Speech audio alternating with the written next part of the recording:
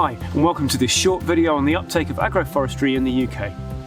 Agroforestry means adding trees to crop or animal farming to benefit from the resulting interactions, and it's been shown to provide greater biodiversity and ecosystem services than agriculture or forestry alone, while sequestering carbon and preventing erosion.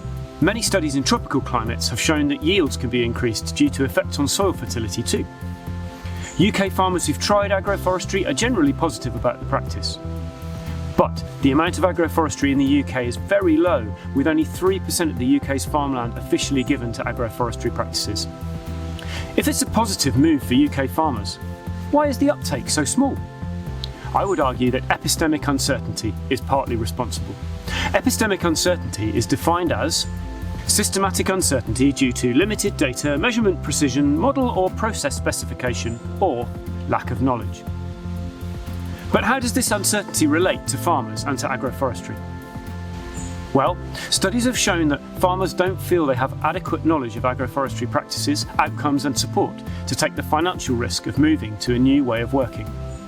This uncertainty is made up of a number of different areas. Lack of awareness of agroforestry, lack of confidence in financial support, and lack of knowledge of the efficacy of agroforestry. Let's take a closer look at all three of these. The lack of awareness of agroforestry practice is sometimes just about words. Many farmers in the UK and Europe already use agroforestry techniques, with silver pasture, that is, grazing animals amongst trees, being extremely common. However, they may not relate these practices to the term agroforestry. Confidence in financial support stems from clear government guidelines on payments for agroforestry. In the light of current policy making, farmers are unclear whether their investment in time and new practice will be adequately supported. The lack of knowledge about the efficacy of agroforestry reflects the lack of scientific studies of the practice in temperate climates.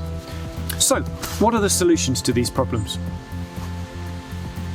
Communication of awareness of agroforestry by scientists and by farmers who already use the techniques could help to generate more interest. Clear government guidance on agroforestry and payments under Sustainable Farming Initiative and countryside stewardship schemes would help farmers make long-term investment. The upcoming agroforestry standards in 2024 will be a huge boost. And clearly, more research is needed to help farmers understand whether agroforestry works for them on their farm at this time. Government support for further studies into agroforestry in temperate climates would be welcome. To sum up, there are issues with agroforestry uptake.